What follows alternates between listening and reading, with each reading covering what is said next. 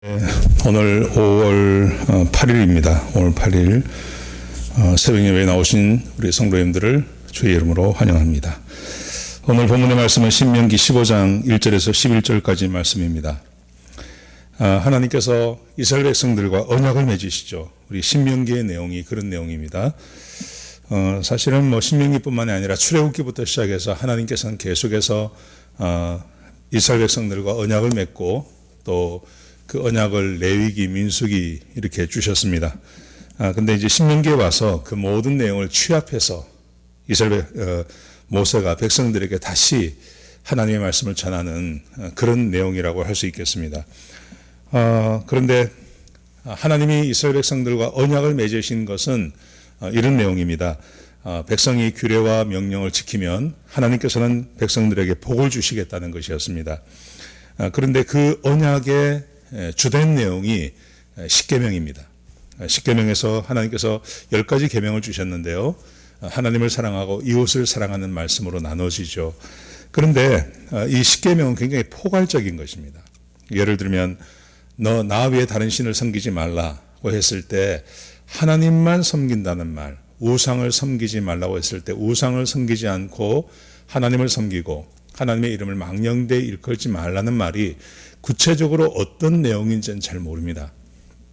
그래서 어제 그저께 말씀 신명기 14장 때부터 하나님께서 하나님을 사랑한다는 말, 또 이런 그 십계명의 내용을 가지고 하나님이 아주 구체적으로 삶에 어떻게 적용해 나갈 것인지를 우리에게 말씀하고 계신 것입니다. 하나님께서 우리 어제 그저께 말씀에서는 하나님의 자녀로서 성민으로서 이렇게 살라고 말씀하셨습니다. 죽음을 두려워하지 마라. 그 다음에 아무거나 먹지 마라. 사실 이 두 가지는 십계명과 별 상관이 없는 것 같은데 죽음을 두려워하지 않는다든지 아무거나 먹지 않는다는 것은 하나님을 잘 섬기는 것입니다. 하나님을 잘 섬기고 하나님의 말씀을 따라 사는 것을 표현하고 있는 것입니다.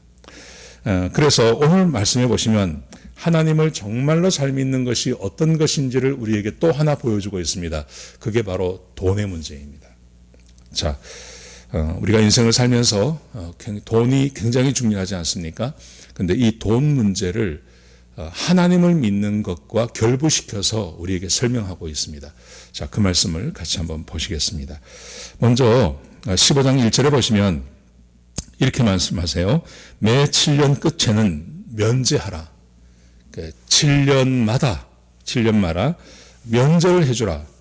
어떤 걸 면제해 주냐 하면 채무를 면제해 주라는 것입니다. 자, 구체적으로 한번 보시죠. 2절부터 보시면요. 면제의 규례는 이러하니라. 그의 이웃에게 구워준 모든 채주는 그것을 면제하고 그의 이웃에게나 그 형제에게 독촉하지 말지니 이는 여호와를 위하여 면제를 선포하였음이니라. 그 이스라엘 백성들 간에 어떤 동거래가 있지 않습니까? 빌려주기도 하고 빌려받기도 하는데 그러면 이스라엘 백성들 안에 어떤 그 희년처럼 매 50년 혹은 매 7년 날짜를 정해놓고 그 날짜가 7년마다 이렇게 돌아오는 날짜가 그 해가 있다는 것이죠. 그래서 그 해가 되면 그 7년 동안 빌려주고 또 빌려받은 것에 대해서 빌려준 사람은 채무 관계를 없는 걸로 한다는 거예요. 그때까지 다 갚지 못하면. 하나님께서 지금 이 말씀을 하고 계시는 것입니다. 이게 하나님의 명령입니다. 그렇게 할 것을 명령하십니다. 물론 있는데 돌려주지 않으면 안 되죠.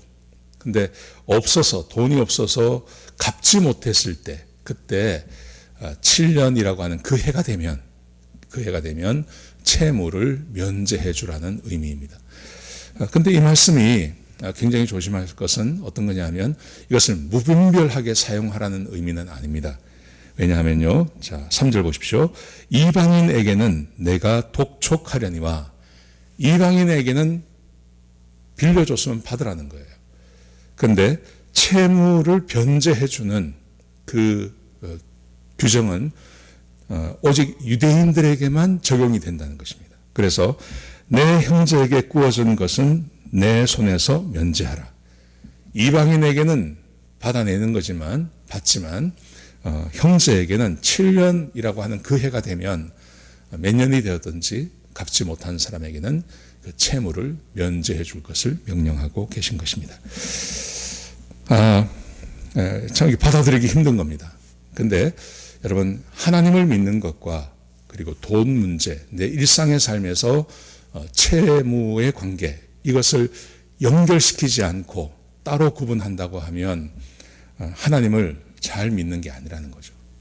하나님을 정말 잘 믿고 다른 우상을 숭배하지 않고 하나님의 이름을 망령되이 일컬지 않는 것 중에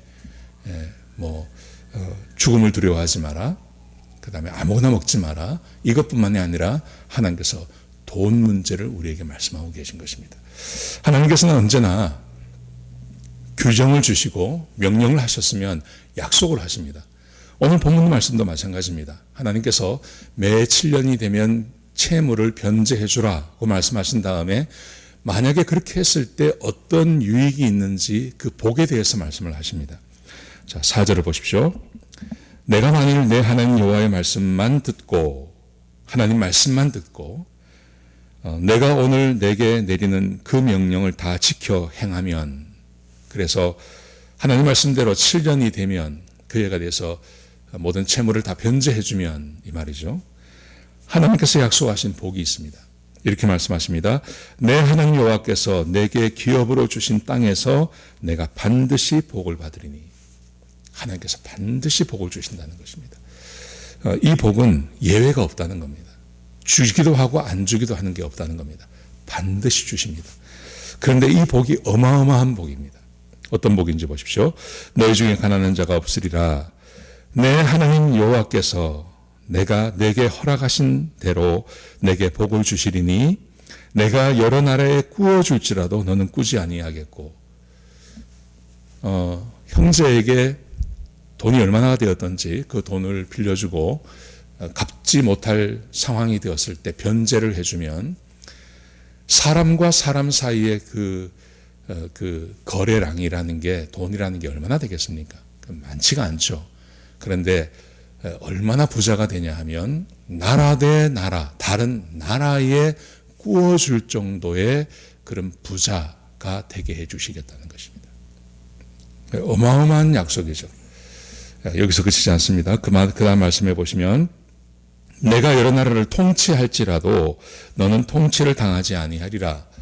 다른 나라를 통치할 수 있는 그 힘과 능력과 그 모든 것들을 하나님께서 허락해 주시는 것입니다. 여러분, 우리가 우리 형제끼리, 이 이스라엘 백성들끼리 얼마나 큰 돈을 거래하겠습니까? 그리고 큰 돈을 빌려주면 큰 돈은 갚습니다. 근데 갚지 못한다는 말은 작은 돈이죠. 근데 그 작은 돈을 변제해 주었을 때 하나님께서 약속하신 복이 얼마나 큰지를 생각해 보십시오. 나라에 구워줄 정도의 그 재물을 주실 것이고 나라를 통치할 수 있는 지혜와 힘과 능력도 부어주신다는 것입니다. 하나님을 믿는다는 게 이런 겁니다. 하나님을 믿는 것은 하나님의 말씀을 믿는 것인데, 하나님의 말씀을 믿고 작은 것, 형제에게 빌려주고 받지 못하는 것, 이걸 채무를 변제해주면 하나님께서 나라에 빌려주는 돈과 나라를 통치할 수 있는 그런 지혜와 권력과 힘을 하나님께서 주시겠다고 약속하시는 것입니다. 하나님을 믿는다는 것은 이런 걸 말하는 것입니다. 자, 그 다음 말씀 보십시오. 그래서 그 다음 말씀해 보시면 7절 보십시오. 하나님께서 이런 말씀도 하십니다. 내 하나님 여호와께서 내게 주신 땅 어느 성읍에서든지 가난한 형제가 너와 함께 거주하거든 그 가난한 형제에게 내 마음을 완악하게 하지 말며 내 손을 움켜쥐지 말고. 빌려줬다가 받지 못하는 사람, 그게 반복이 되면요 짜증나지 않습니까? 그래서 가난한 사람들, 돈을 빌리러 오는 사람들을 보면 왠지 그가 싫을 수 있습니다. 근데 하나님께서 뭐라고 말씀하시냐면 그렇게 하지 말라는 겁니다. 왜냐하면요, 이유가 있습니다. 왜냐하면 가난한 사람이 있어서 그 가난한 사람이 나에게 돈을 빌리고 그 사람이 돈을 못 갚는 경우, 이게 복이 되는 겁니다. 내가 돈을 빌려줬는데 돈을 갚습니다. 그러면 뭐 이렇게 해는 아니라 하더라도 그게 큰 복은 되지 못합니다. 빌려줬는데 빌려 갚습니다. 뭐 이자도 함께 받아서 하면 내가 이익을 챙길 수 있는 거죠. 근데 빌려줬는데 못 갚을 형편이 되는 사람들이 내 주변에 있다는 것, 그게 나에게 큰 복이 된다는 겁니다.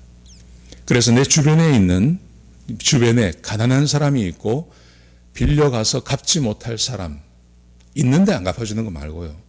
진짜 가난했기 때문에 돈이 필요하고 또 어쩔 수 없이 못 갚는 경우가 있는 그 사람이 사실은 나에게 복이 되는 사람이라는 것입니다. 그 사람을 통해서 하나님께서 나에게 나라에 구워줄 돈을 주시고 그리고 나라를 통치할 수 있는 힘과 지혜와 능력도 주시겠다고 하나님께서 약속하시는 것입니다. 여러분, 이게 얼마나 귀한 건지 모릅니다. 하나님께서 이 약속을 하시면서 그러므로 가난한 사람을 함부로 대하지 말고 그를 귀히 여기라고 말씀하십니다. 또 말씀을 보십시오. 그 다음 말씀에 보시면 9절에 보시면 이런 말씀이 있습니다. 삼가 너는 마음에 악한 생각을 품지 말라.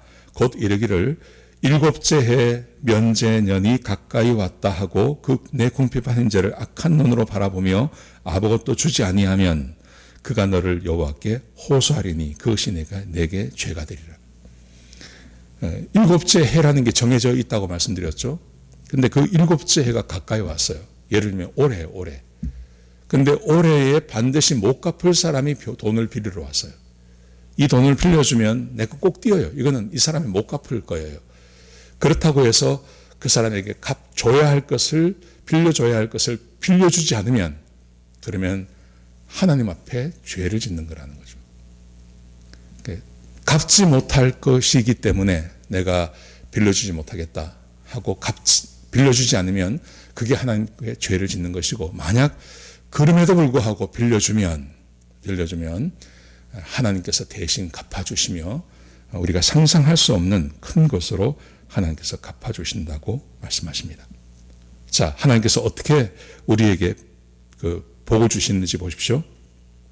10절에 보시면 이런 말씀이 있습니다. 너는 반드시 그에게 줄 것이요 줄 때에는 아끼는 마음을 품지 말 것이니라. 이로 말미암아 내 하나님 여호와께서 내가 하는 모든 일과 내 손이 닿는 모든 일에 내게 복을 주시리라. 내가 하는 모든 일에 복을 주시고 내가 손만 대면 거기에 하나님의 복이 함께하는 일, 되는 것마다, 손대는 것마다 잘 되게 하시는 방법, 그게 바로 필요한 사람에게 꾸어주어서 그 사람이 갚지 못한다 하더라도 그것을 꾸어줄 수 있는 그 넉넉한 마음 아래 하나님께서 이 놀라운 축복을 허락하시는 것입니다. 우리가 인생을 살면서 내가 하는 일마다 잘 되면 얼마나 좋겠습니까? 또 내가 손을 대는 것마다 잘 되면 얼마나 좋겠습니까? 근데 거기에 비밀이 있는 겁니다. 하나님께서 그렇게 해주시겠다는 겁니다. 하나님이 해주지 아니하시면 누구도, 어떻게 사람이 하는 것마다 잘 됩니까? 손대는 것마다 잘 될 수 있는 사람은 세상에 없습니다. 근데 하나님께서 그렇게 해주시겠다고 약속하십니다. 어떻게 할 때요? 필요한 사람에게 빌려줄 때, 그리고 갚지 못하는 상황이 왔을 때 그것을 그냥 지나가는 사람에게, 변제해주는 사람에게 그 은혜를 주시겠다고 약속하십니다. 자, 그런데 이제 여기까지만 말씀을 드리면 이게 좀 곤란할 때가 참 많습니다. 특별히 교회 안에서 돈을 빌리고 또 갚지 못하는 것 때문에 교회가 어려움을 당하는 경우가 참 많습니다. 여러분, 그래서 신약에 가서 하나님께서 교회에 주시는 교훈이 있습니다. 이렇게 말씀하십니다. 사랑의 빛 위에, 너희는 사랑의 빛 외에는 아무에게든지 어떤 빛도 지지 말라고 말씀하십니다. 어떤 의미냐 하면, 정말 가난하고 힘이 없고 능력이 없고 자기의 힘으로 사회활동을 전혀 할 수 없는 사람, 그런 사람들은 어쩔 수 없이 빌려주고 하는 거지만, 사람은 자기의 힘과 능력으로 얼마든지 일할 수 있을 때는 다른 사람에게 빚을 지지 말라는 것입니다. 내가 어쩔 수 없는 경우 말고 그것을 벗어나서는 최대한 자기가 일을 하고 자기가 해서 그 빚을, 사랑의 빚 외에는 지지 말 것을 우리에게 요구하고 있습니다. 또 한 가지가 있습니다. 디모데 전서를 보면, 디모데 전후서는 목회 서신입니다. 교회를 어떻게 운영하고 또 디모데가 어떻게 교회를 운영해야 될지에 대해서 말씀하시면서 특별히 교회가 해야 할 일 중에 하나가 고아와 가부를 돌보는 일을 교회가 하라고 말씀하십니다. 자, 그런데 성경이 뭐라고 말씀하시냐면 고아와 가부라는 것은 전혀 사회 활동을 할 수 없는 존재를 말합니다. 그런데 그러면서 이렇게 말씀하세요. 친척이 있는 고아, 친척이 있는 과부, 가족이 있는 고아, 가족이 있는 과부, 고아, 이런 경우에는 교회의 짐이 되지 말라고 말합니다. 교회의 짐이 되지 마라. 왜냐하면 참된 과부를 도와주기 위해서 친척이 있는, 친지가 있는 고아나 가부는 그 친척들이 책임지라고 말씀하십니다. 성경은 반드시 한쪽만 보면 안 됩니다. 성경 전체를 가지고 해석하는 것이 매우 중요합니다. 그래서 신명기 15장 말씀만 보면 우리 교회 안에서 동거래를 마음껏 해도 괜찮을 것 같습니다. 그런데 신약 성경까지 보면 그렇지 않습니다. 여기서 말하는 것은 어떤 걸 의미하느냐면 정말 사회활동을 할 수 없고 정말 난감한 처지에 있을 때 그때 형제가 도와주는 것, 또 교회가 도와주는 것 상관없다는 거죠. 그런데 게을러서 혹은 일할 마음이 없어서 그래서 이런 경우 그때는 이게 그 주변에 있는 그 친지의 도움은 받지만 교회 안에서 공식적인 것은 하지 말 것을 우리에게 명령하고 계시는 것입니다. 오늘 이 말씀이 잘 이해가 되었으면 좋겠습니다.